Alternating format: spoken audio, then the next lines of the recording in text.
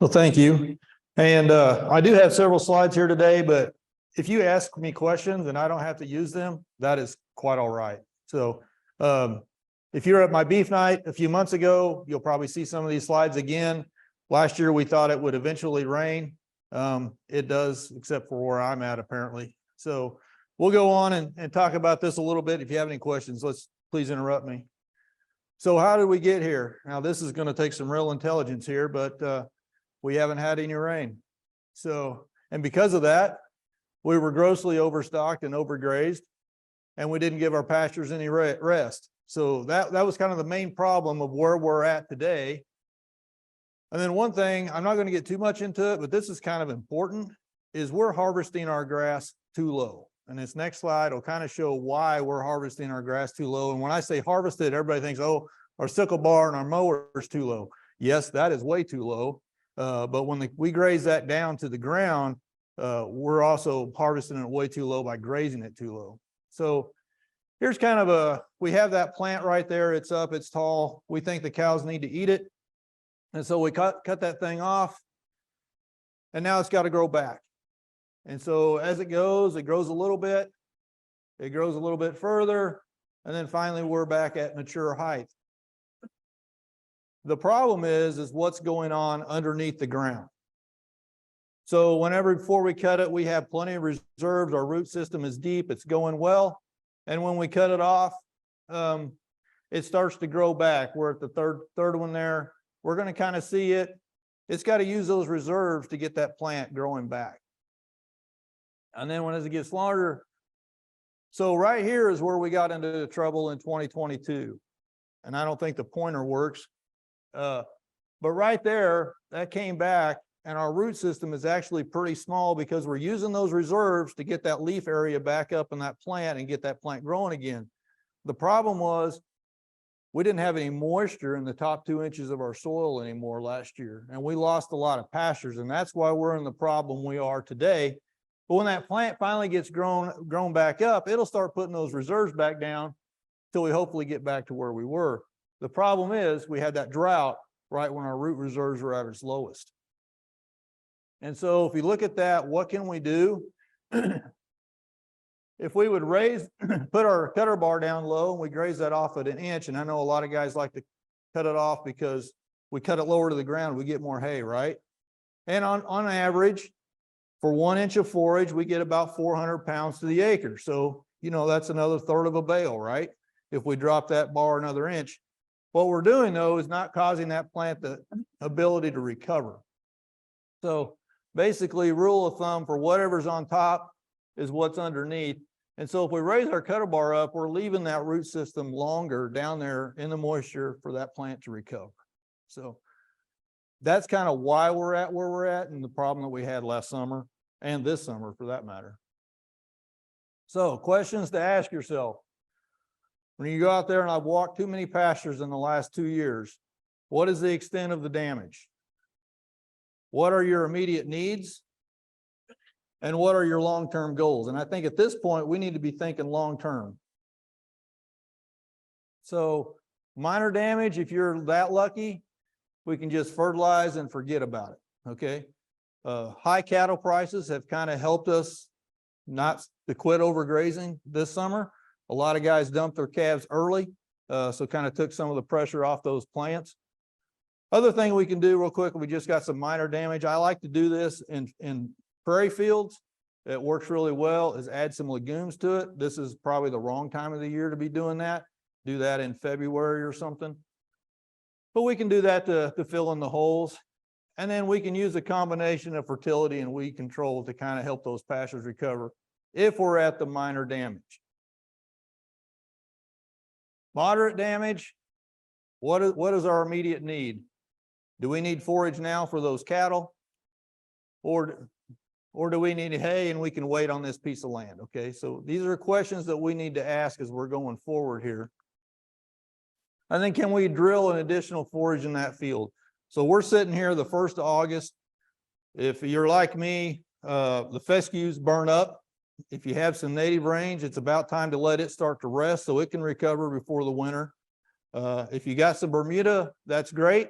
But we haven't had any rain. So the last time I mowed it off, it hasn't grown back. So what do? Well, we can add some additional forages. I tried this last year. I thought I was a freaking genius. I went out there last year and I drilled some oats into my fescue field because our fescue field was down. And it all came up and I thought I was great, but you know, it didn't rain in September and October at all last year. So there were $1,700 I didn't need, but it would have worked had it rained. Okay. So that's kind of where we're at. There's some things that we want to use. If you're using oats, expect to graze those if we get a rain shower in about 45 days. Oats are quick growing and we can use them. And we can use them till about the 1st of December. Okay, then they're going to turn brown and die. And you can still use them, but it's kind of a short-term fix. Wheat, we can go out there and plant wheat the 1st of September if we're going to use it for grazing. Not have to worry about all the bugs because you don't care. You're going to have the cows eat it or rye. We can you generally graze that if we get it planted early, late November, early December. We'll have a couple of months there we can't use it, then kick it in again about February. So, and then of course you got neighbors or yourself, you can use corn stalks or milo stalks. Turnips and radishes are great, but generally they're in a combination with wheat. I will tell you from experience, if you're going to use turnips and radishes, you need to turn that dirt over. They don't grow through grass. And I don't know if you can see this picture. That is actually some wheat we planted in Bermuda. And people say, oh, I need a no-till drill. I did that with double disc opener drill. Okay. As long as you have moisture and you get that seed down in there, that works pretty good. So the other thing is weed control is probably a must. And this summer, this spring, I got a lot of calls saying, hey, I got green grass out there in my pasture. And I went out there and looked, and yes, they had a lot of green foliage out there in that pasture.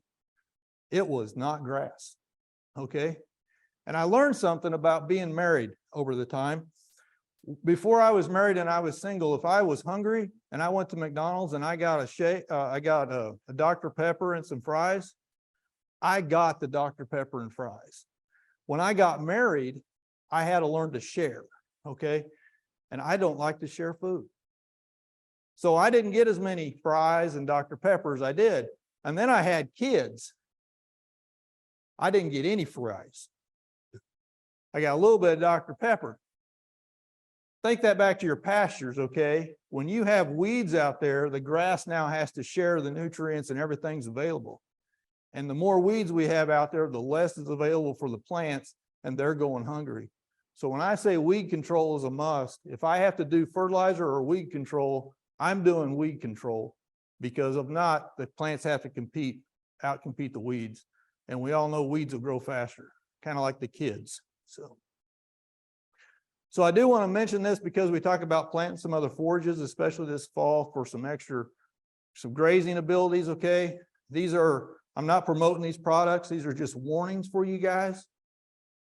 So a lot of people like to use Duracor, and that's great. It's a great herbicide. Realize that there's about a 15-day plant back if you're going to certain grasses, okay?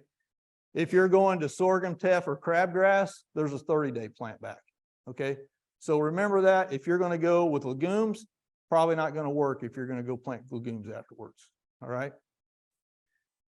And this is right off the label. This is the same thing with graze on next. If you use graze on next, it does say you can go back to grass if you applied it in spring or early summer.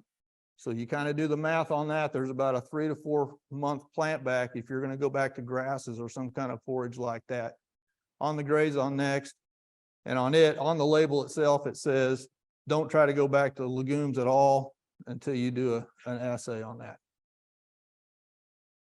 If you have any other questions on that, we can talk about some other herbicides. I just know those are 2 common ones because we can mix those with fertilizer, but realize that if you try to go back and replant a field, you may have some issues with that.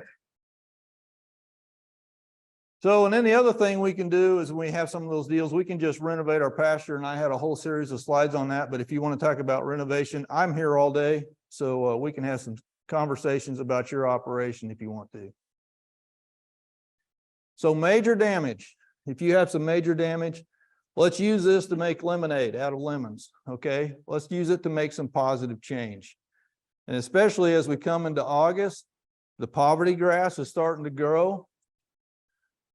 This is our opportunity to spray that out with Roundup or glyphosate and get rid of that broom sedge altogether, because it's growing, it's green, we can actually terminate it, okay? Then we can just go back to a novel fescue, K31 if you're so inclined, or something else, or plant some wheat in there, and then think about going back to a summer forage next year, okay? So there are options. Nobody's operation is the same, everything is different, but if we have some bad pastures, this is a good chance to get rid of some of that broom sedge that we got out there. So if we're going to renovate and we're going to go back to something else, the most important thing you can do is a soil test, because K-State loves your money and we want to test your soil, okay? But it's actually, there's a reason for that. And this is an actual soil test that we took at the research center for some stuff we were doing. As you can see, the pH was 5.5, phosphorus was 21 parts per million, and K 102, okay? So I've seen a lot worse tests than this, but we look at the pH at 5.5. Lime is one of the cheapest things that we can do in our soils to make things better and make nutrients more available to the plant. And this next slide kind of shows where if we're at 5.5, that purple bar there kind of shows you where that pH is. And if you look at the black bars across there with the different nutrient elements in there, the thicker the bar, the more available that is to the plant. So if you look at your potassium and your phosphorus and your nitrogen, when that is at 5.5, those are not that readily available to the plant. You may have plenty out there, but the plant can't get to them and use them. So if we can put some lime out there and we can shift that over to above 6, now nitrogen, phosphorus, and potassium, even sulfur, are now readily available to that plant. That is the best thing we can do, is get our pH of our soils right first. And then as you go down that list too, pretty much all the other ones have become more available too. So we want that around 6 to 7 if we can on the pH of our soil if we're going to renovate. It's the most important thing we can do. So economic response, I'm just going to throw this up there because we got a lot of other speakers more important than me. But what kind of response do we get? Now with our phosphorus at 21, we're not going to get much of a response at that point putting phosphorus out there. But I would suggest not putting some out there just so we don't deplete the soil, okay? For every ton of forage that you pull off, if you're baling hay, you pull out 12 pounds of phosphorus to the ton out of the soil, okay? So remember that. So just because you're adequate or you're optimum doesn't mean you shouldn't. If you have the money and prices are right, put some back for the future. But like our potassium on the bottom, the K, we're down there in the medium range. We can expect a 40 to 60% chance that we'll get a response by adding some potassium to that soil. Also, whenever you pull a ton of forage off or a ton of hay off, we're pulling 40 pounds of potassium out of the soil. So we always want to be putting some of that back. That's the one that will deplete the quickest, is that potassium. And if you get a K-State deal, you'll see this on the bottom. Again, they're suggesting 2,400 pounds of actual calcium. So remember, most lime is about 60%.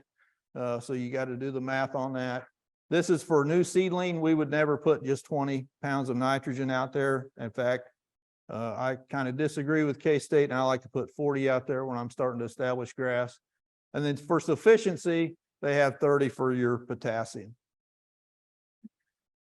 So the effects of fertilizers, we come into the fall in August. Somebody asked me earlier this morning as I was walking in the door, when can we expect fescue to break dormancy? By the book, we're going to look about August 15th, okay? So for the last about 4 years, we have been doing some fertility studies in Cherokee County on fall fertilization of fescue. And this is not the first person to do this. We're just kind of redoing it. But we get some neat deals. Now this fescue right here, this is some Kilgore work back in the 70s and 80s. They put, 50 or 100 pounds, and then they use different P&K applications. And what can you expect for forage response in the spring? And so you can see we get over 3 tons of forage using 100 units, or 50, we get about 2.5. So we know we get a forage increase if we put nitrogen out there. That's not brain science there, okay? But besides production, what do we get? And this is why we need to really be thinking about how we fertilize our fescue in the fall. And if you hear nothing else, if you got fescue pastures, this is probably what you want to know today. Okay, again, this is some work done by Kilgore. We redid it. It's pretty much the same data that Kilgore has. But let's go back. We like to fertilize our fescue in the spring. And you think about it, when it's cool and wet, the cows can't keep up with it anyway, right? But besides forage production, protein and meeting that animal's needs. So if we fertilize in February, as you can see, in April, our crude protein is about 11, 18, and 21% in April on our fescue. That's great. What happens in June? Doesn't matter how much you put in, it's crap by June, right? So I had a guy yesterday call me, he goes, should I cut my fescue for hay right now? No. So unless you want straw. I said, wait till it comes back and starts growing again, we'll get the protein. So by June, it's all crap, right? So here is what we did. What if we move some of our fertilizer dollars to the fall?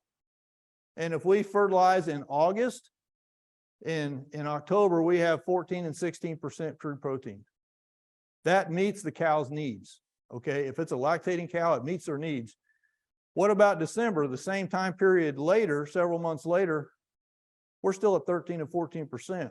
Why? Because that plant didn't go to maturity.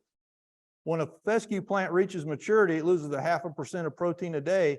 In the fall, it never reaches maturity, so we still have high protein.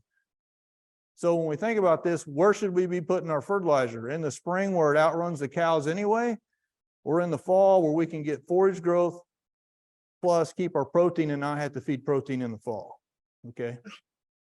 Now I know there's some native guys here, but if you have fescue, this is probably important. This is some studies in 19 and 21 that we did there in Cherokee County. We found that between 60 and 80 units of nitrogen is kind of the economic threshold for putting in fertilizer. We still get a response up to 120, but kind of 80 was that deal. And you can see in 2019, when we harvested in December, we still had 12% protein in December for 80 units. And we had a little less in 21. That's because in 21, we actually had very good growing conditions and we had a lot of foliage growth. And so that nitrogen was spread out through the plant with lower protein. So when we talk about protein, protein is just a measurement of nitrogen in the plant.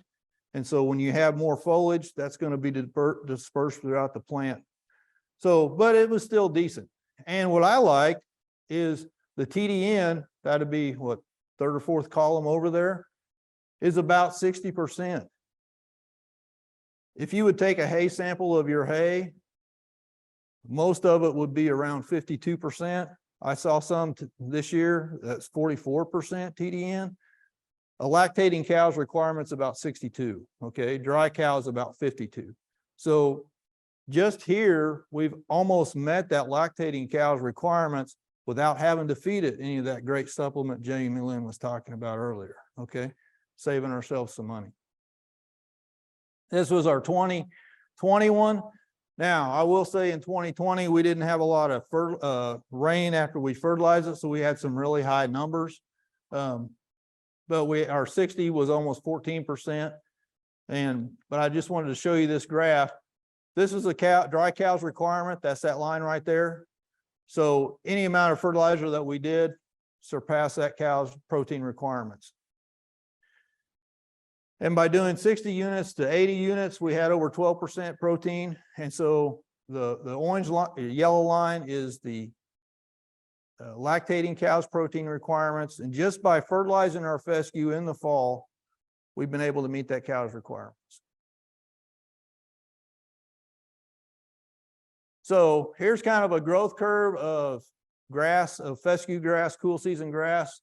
You know, we get our big spike in March and April.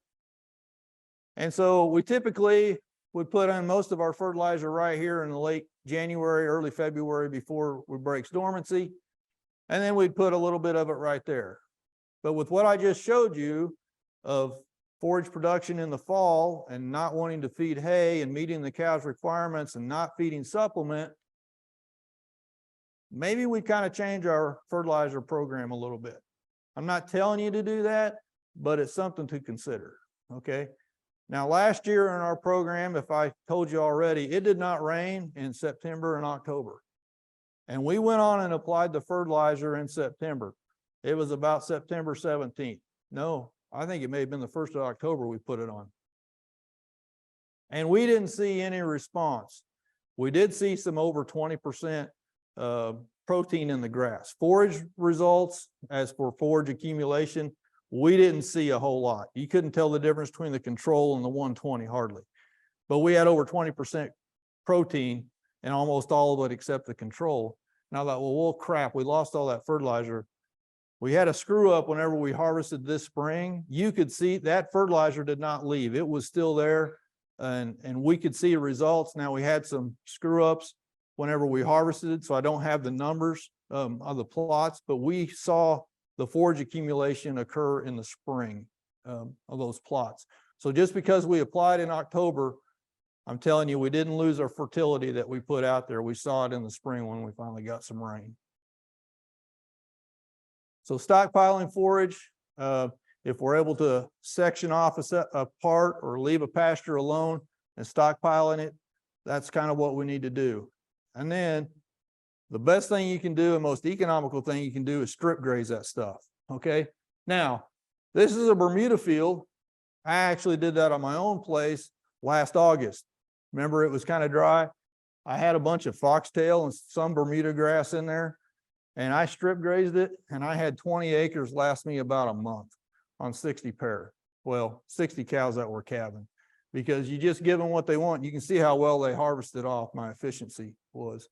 Then we can move it off. You can do the same thing to fescue grass. Whenever you start strip grazing, and I don't recommend it till about Thanksgiving, the plant's already put its reserves down. It's quick growing.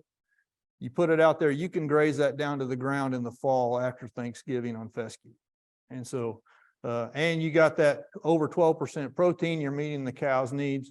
And that's a whole lot more efficient than feeding hay. And I did it with a little charger that runs on 4D batteries. I converted it and put a little lawnmower battery in the bucket and run it, and it hurts. Not that I would know anything about that. So how much does that cost? These are just some numbers of what it costs, and I put in 60 posts, 2 reels, $540. At $45 a bale, which we all know it's higher than that, it cost me 12 bales of hay. I guarantee I kept from feeding more than 12 bales of hay with that right there, okay? Polywire is your friend, okay? There's a guy in the back that's shaking his head yes, because he does that just for recreation. So, all right. So here's just a picture of a farm I work with, because it's mine. And we found out that we take that polywire and we just start breaking fields up in half. I won't say I double my grazing capacity, but I sure increase it. But here's what I also do, if I can get it there. I start strip grazing. I'll take that one field right there and leave it. That's a 19-acre field, and I'll just start stripping it like that. That 19 acre on 60 cows will last me almost a month, okay, with $540, and it's reusable the next year, okay? So think about what happens in a continuous grazing situation that a lot of guys are at. You know, if I go to the buffet line at my favorite steak place, what am I going to eat? The stuff I really like. And whenever they refill it, I go back to the stuff I really like. So what's left? Weeds, right? All that celery and carrot crap, you know? So that's what we do. It's the same thing with the cows. Whenever they see something good, they go back to it and go back to it and go back to it, and that plant never gets a chance to rest. It's like trying to run a marathon all summer long, and they just can't do it. So if we're able to, let's do some rotation and rest. And I'm just throwing some ideas out here for you guys.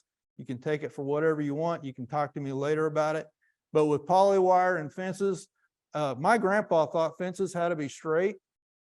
They don't. In fact, if you've seen me, I can't draw a straight line. My polywire looks like I was on something other than Dr. Pepper. But anyway, this is kind of one of the famous deals. This is a simple guy. He had like 40 acres. He put a catch pen in the middle, and this is literal.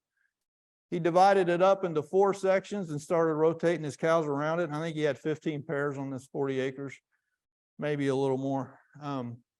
He ended up just using the south 2. By just doing that, he kept those 15 pair just on that south end of that field and ended up baling the north end.